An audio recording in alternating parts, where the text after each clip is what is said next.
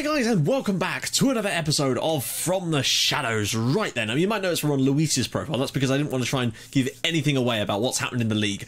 You're now going to find out what's been happening in the league in our next little sort of highlights package. So yeah. Oh god, it's been a very stressful few matches, and both good and bad things, so you'll see in a sec. So enjoy the highlights, and I'll join you in a sec for the final game of the season and looking ahead to what we've got planned for next year. So I'll see you guys in a sec. He's got Allberg out wide, Ivor Holt in the middle, whipped across, Holt at the back post, he's scored! Oh my goodness. Alberto Cherry is out injured on international duty, and Ivor Holt steps up and scores one of the most important goals of our season. 1-0. Gianmoutinho whips it in. Oh, for the love of God. There's three players around him, and somehow Prohuli gets the goal for Monaco. Disappointed to concede from a set piece. 1-1. There we go. Paris 1, Monaco 1. It could have been a lot better for us on the night. Whips it across, and Barr clears it well. Uh-oh, and Tep turn aside and score.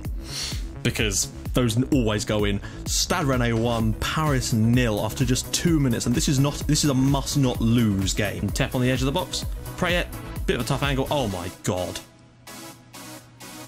How are we 2 goals down after just 12 minutes? They've only had 2. Up steps Salih Uchan. And it's in the back of the net. Stade Rennais 2, Paris 1. We are back in the game, and deservedly so at this rate. Untep, instant chance now. Oh, for the love of fuck. When it's not going your way, guys, it just isn't, and our season has just been full of this shit. Tries again. All the way across comes Prayet. There's 4 players there, and how does no one get a touch on that? Para now. Untep, Prayet, Pereira, and goes straight past the goalkeeper and into the back of the net. 4 shots on target, 4 goals. One of those games, I guess, guys. Over the top, Amara, good touch. Oh, what the hell? What the fuck was that?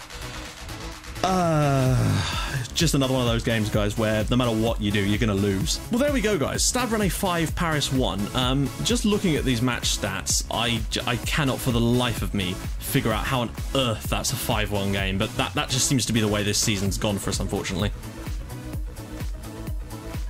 Chen on the edge. Can he have a long ranger perhaps? Luis slips it through for Holt. This time he must score, and he does. Ivor Holt leading the line today in place of Alberto Cherry yet again. Makes it 1-0 to Paris with another goal this year. He really is doing a good job as a backup. Bargugi back for Luis.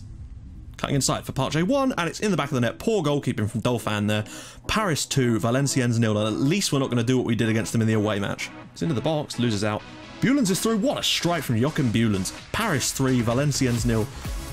First goal of the season for him as well. There we go. Paris 3, Valenciennes 0. Thoroughly dominant. Probably could have scored more, but doesn't matter. Cherry turns. Can he shoot? Oh, what a strike that is from Alberto Cherry. In a thoroughly deserved lead. 25 minutes gone. Lyon 0, Paris 1. This was our toughest one left this season. We have to win it. Why for Allberg? Lots more space for us in good areas now with them playing 3 up top. Slip through for Alberto Cherry. He must score, and he does. There we go. 2-0. Good goal. Back to Ruiz. Can we get a 3rd goal and kill this game off like we really should do at this point? And Grenier has gone right through Parisian, but apparently no foul. Failed. Oh, so much space. Guys, we're supposed to be on counter-attacking, dropping deeper. Assombalonga with the goal, and really, that is insane. How have we let them do that? Uchan now. Through for Aslan, he must score, and he does score, finally wrapping the game up for us after the onslaught at the end there.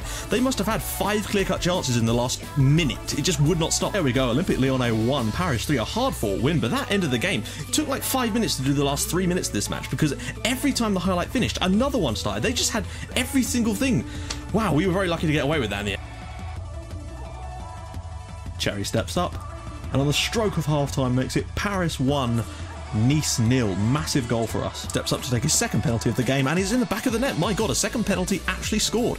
Cherry with a brace of penalties, and that should put Nice to bed now that they're down to 10 men as well. Bodigo, Colle, slips it through for Puish. Do not let them score here. Oh, for fuck's sake, guys. They're down to 10 men. How are we letting this happen now? Holt does so well to bring that under control. Aslan has got plenty of players overlapping. Picks the wrong one, in my opinion, but doesn't matter. Wagner, Park J1 puts it in, and that's Paris 3, Nice 0, and that should wrap things up for us. Thank God for that. Get a little bit tetchy there for a second. To the box for Samson. Maybe a first goal for him. Aslan round for Holt. Can he score? Yes, he can. Ivor Holt off the bench, 4-1, and his 9th goal of the season for a player that rarely ever starts game is very impressive from the young lad. There we go. Paris 4, Nice 1. A good sized win in the end, but it looked a little bit touch and go on. to Aslan now, to Luis is in the box, Cherry can turn and he can score, my goodness, inside a minute. Tours 0, Paris 1, 48 goals this year for Alberto Cherry, at least keeps us in the hunt for that final Champions League place. Whips it across, Luis brings it down, that's beautiful play from him and a great save, and on the rebound, Park Jae-won out of nowhere makes it 2-0, and goal difference could be important, particularly if Marseille lose, so we need to keep scoring. Uchan, lots of space in that area. Luis, can he turn and shoot? Goes for Cherry, he can. It's 3-0 to Paris inside 13 minutes. Cherry has his 49th goal of the year, and Paris's goal difference is climbing at a rate of knots here. Moving, a fourth goal now would really put the icing on this cake already. Park Jae-won, weird touch though. Finds Cherry, turns, and it's in the back of the net.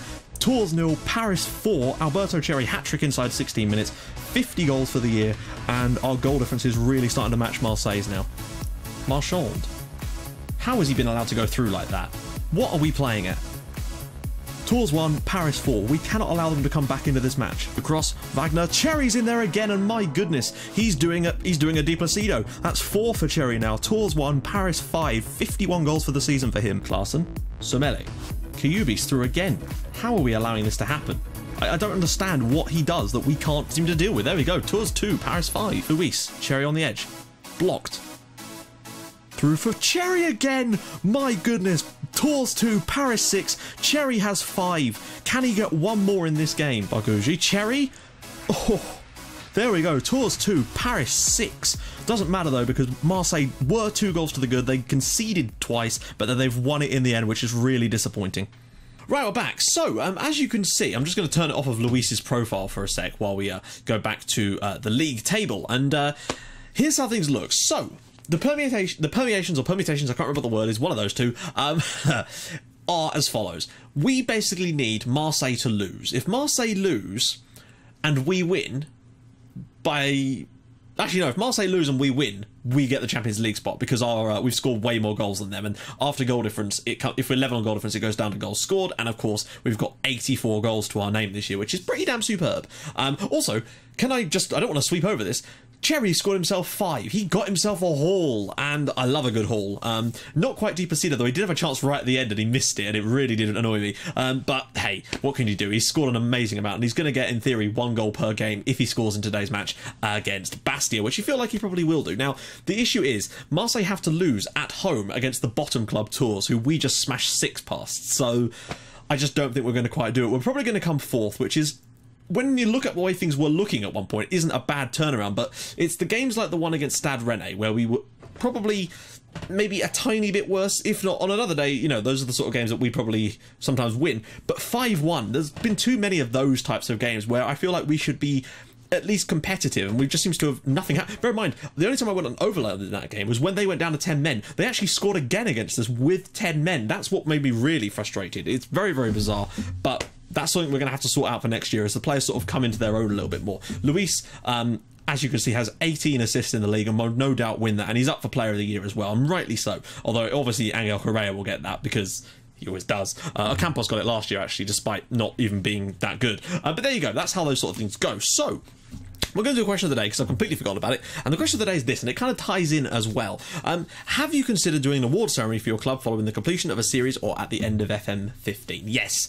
And there will be a special video where we're going to be doing like a best 11, sort of, you know, of all my saves. So if you've got any ideas on who you'd like to see in that best 11 and what formation the best 11 should be in order to fit those players in, then do drop those in the comments. I'd be very interested to hear what you have to say, as well as any special awards you think that should be deserved to certain players for certain things that they've done over the saves, and that could be any of my saves. So whether that be me shouting fuck's sake Carlos, anything like that, let me know if there's any special awards, good or bad, that you think should be given out in that same video. That'll be coming up right before the end of FM16, so do not worry about that. I'm gonna have a plans video coming up too, probably, I don't actually know when. I'm going to do one when I get some time, basically. So without further ado, that's the league. Let's take a look at the squad. So over the last 5 games, as you can imagine, Alberto Cherry, but Park Jae-won as well, 8.02 over that period as well. Those two have stand out so well. They've been so good. Barguji has really slipped off the pace.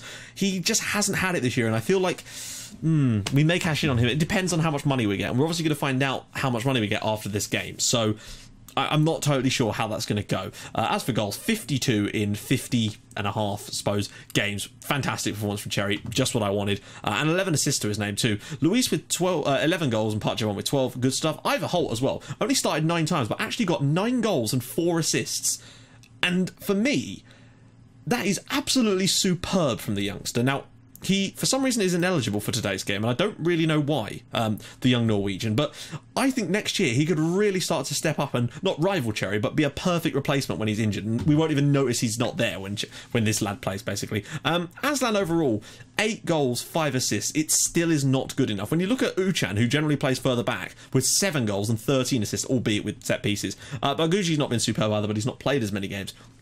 It's all about Luis and Parche 1. Look at those assist stats. 23 assists as well. Outrageous play, but very, very good stuff as well. It's also nice to see Orberg. He's done well in the games he has played. At times, I've actually played Mbar as a centre-back and had Orberg on the left, because Mbar is pacey, which means he can play that covering role really, really well at times. And also, injuries and stuff haven't really helped that one. So, without further ado, let's get into the game. So as you can see, the gap between us and PSG is 18 points. Now, last year it was 30. Technically, if they lose today, which obviously they're not going to because they're playing against Nice, we could get that gap down to 15 points. So 15 was the gap I said I wanted to get it down to. So I would be quite content with 18. It's certainly a big chunk out, and I feel like next year, if we can avoid any stupid games, or at least limit them a little bit, we might be able to get ourselves back up in there and start challenging a bit more. It's so frustrating. I feel like this year could have been the year, but just weird things gone against us. Very frustrating games. So Bastia are actually playing an interesting type of system that I came up against with, I think, against Nice, and we made a few changes, and I'm going to see how it goes before I make those changes first. But what I actually did was I went on to counter, because they were playing 5 in the middle, and we just weren't getting anywhere by trying to control the game. So I went on to counter, let them come onto us for a little bit, and then just absolutely blitz them. And that's how we got the win against Nice, really. So we'll just have to see how we do. We also have noticed Britta Sombalonga playing for Lyon, which was quite surprising as well, actually. Good to see, though. That Lyon game could have gone either way as well. So let's get into this. I don't really expect Cherry. I'd like to see Cherry score a goal, though, because that would take him to 38 goals in 38 league games, and that would be perfect. He has, surprisingly, beat his record of 36 that he got, not last year, I think, but the year before. So, out of nowhere, really, thanks to that last little burst of goals, he's really come out of nowhere to score some decent tallies for us, really. So let's just do this. Let's just hope. I mean, Marseille are going to win their game. Let's make no mistakes about that. That's sort of a given, really, isn't it, unfortunately? Uchan. Oh, Cherry's through again. Alberto! I hope he was offside. He wasn't, though, was he? And there you go, Marseille have the lead, and that's all that really matters in that game, is that Marseille have the lead. We can't really sacrifice the position we're in either, but I would like to see Cherry score a goal. And there you go, Monaco have a second one against Lyon, but they cannot overtake us due to the way things have gone. So we're basically safe, even if we were to lose this. Or, yeah, actually, even if we did lose this, it wouldn't make much difference to us, but I'd rather not. And there you go, Marseille are 2 goals to the good now, and now 3, which is a real shame. But, oh, hello, is there an injury? How bad is it? It's the last game of the season as well, so we might be safe to keep Carlos Ruiz on.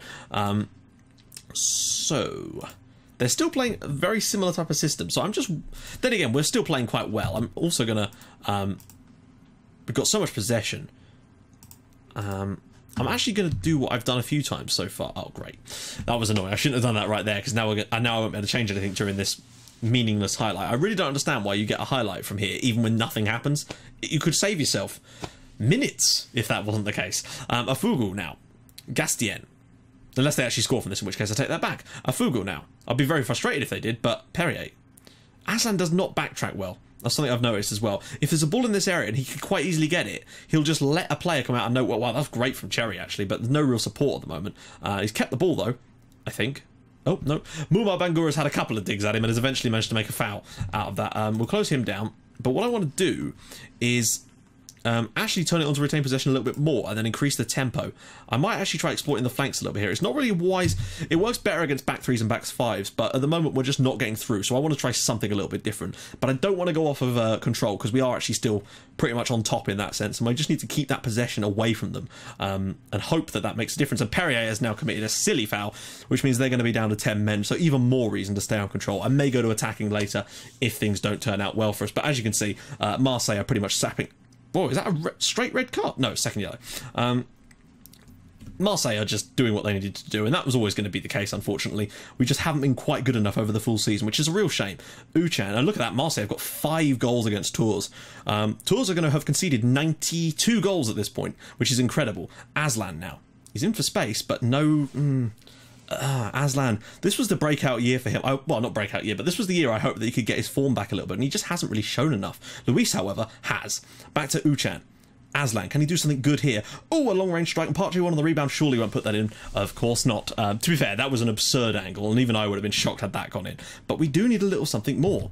I don't want to go playing long balls forward. This is not how the team works. I know my assistant always said, oh, not counter. What are you doing there? Right.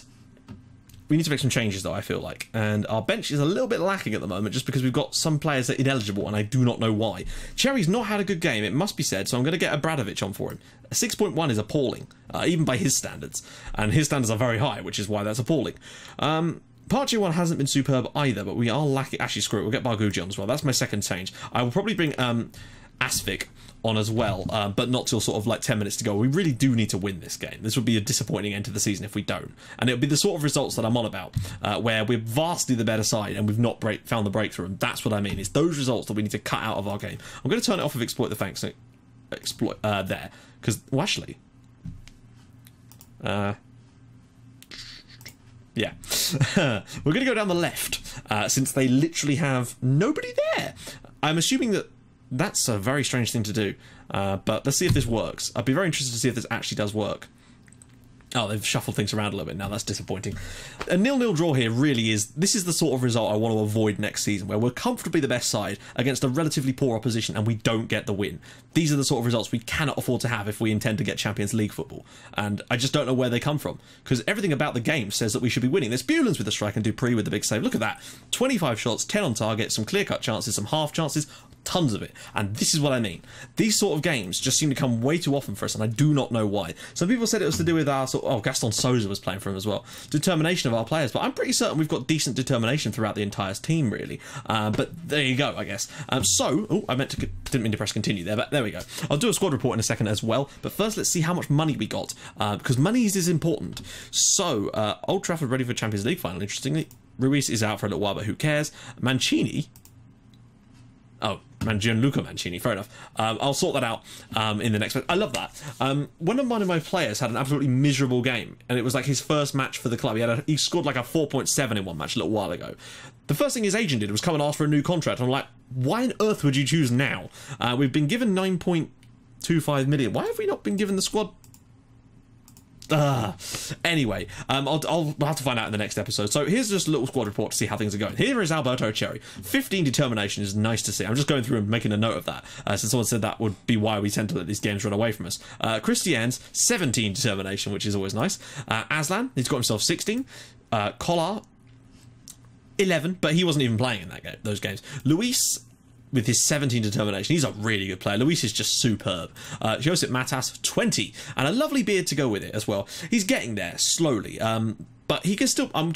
we really do need to make sure that he gets sort of natural in that position, because it's important. And Bar, of course, is just a lovely, lovely player. I'm still enjoying his work for us. Obradovic, he's got 16 and a terrible haircut, and still lots of room to improve. Partey 1 has got 16 and a slightly... His haircut looks a bit like the Sydney Harbour Opera House, but I'm pretty certain I've said that one before. We've got Quinta Pereira, who... You're not even at the club... He's... right, that's what I've meant to do, actually. I'm sorry, but he doesn't play for us anymore. I'm releasing him on a free, because 13 grand a week he's on, despite not even being under contract. I thought he'd left. There we go. Carlos Ruiz, only 11 determination. That's interesting, but he does have some fantastic stats elsewhere, though, you have to say. Uchan, only 11 again, but he is now hooked up to us for another 4 years, and I can sort of see why that's a good thing. He'll be important for us next year as well. Wagner, with his 16, but look at that heading stat. Look at his defensive stats. He's going to be an amazing player soon. Not that he isn't already good. Herb Sidibe is a fairly solid guy as well, with 14 on that, and just a general player across the board. Siegrist, his contract may well be expiring in the summer. In fact, I haven't extended it. I'm tempted to go and spend a load of money on a decent keeper just to get people off my back, but it won't make any difference because the keeper will still make the same errors. But yeah, Gaston Sousa, of course, might actually get to play for us a bit next season, now that we've got one less foreign player, because Ruiz is now technically naturalised. Al-Qaeda, he does need to develop a bit more. I might get a loan spell for him next year, because that's important. Bargugi is sort of declining a little bit, but still an important player for the team. Joachim Bulens has weird squinty eyes, but that doesn't make any difference. He's still a good player, and he's got 20 caps for Belgium too. And Alberto Cherry, of course, with his 19 caps for Italy, is just an absolute god of a player, and I intend to hang on to him for as long as I physically can. And frankly, he's not caused any trouble. He likes being here, and with those sort of goal rating, look at that. Outrageous. 36 goals in 34 games and 37 goals in 36 games. More assists this year as well, actually. He's really stepped it up for us in 200... Oh, wow, what a player. Anyway, guys, so that is the end of the season. It's annoying. I might just scroll one more time. Just... Oh, fuck me. Hang on, guys. I do want to quickly show you in this episode. I always reject these requests and then just do this. Sustain that run of form a little bit long. And that usually works, and they never seem to question it again. I'm going to do one more along. That way, hopefully, you guys can see if we've got a decent transfer budget. I can't think why there'd be nothing to say that. You know, we've qualified for the Europa League now. We must have. There's no reason we haven't. We're 4th place, so I don't know where the initial budgets are. Hopefully this little bit here won't take too long to actually progress through, otherwise we'll be sitting here all day. Have we got ourselves a new blah blah blah blah blah blah blah blah blah blah blah blah blah blah I'm really confused. Okay, well then I don't know, guys, because for some reason they've not set an initial budget, which is very, very bizarre. Let me just quickly check here. No, we've still got the same budget as last year, so I don't know what's going on with that. Anyway, guys, if you've enjoyed this video, please do drop a like on it. That would be magnificent. I know we didn't quite get to where we wanted to be, but hopefully next year we can really push and make that shit happen. Yeah, we've not got too much longer left on FM15, but soon it will just be Paris, so we can maybe get a couple more seasons in and hopefully just do something worthwhile with this save. So, let me know what you think about the answer to the question of the day, and if you do have any more, drop those in the comments too with the hashtag QOTD, and I will see you guys in the next episode for probably a Europa League game. I'm not entirely sure. I'll see you guys soon. Thanks for watching. Bye-bye.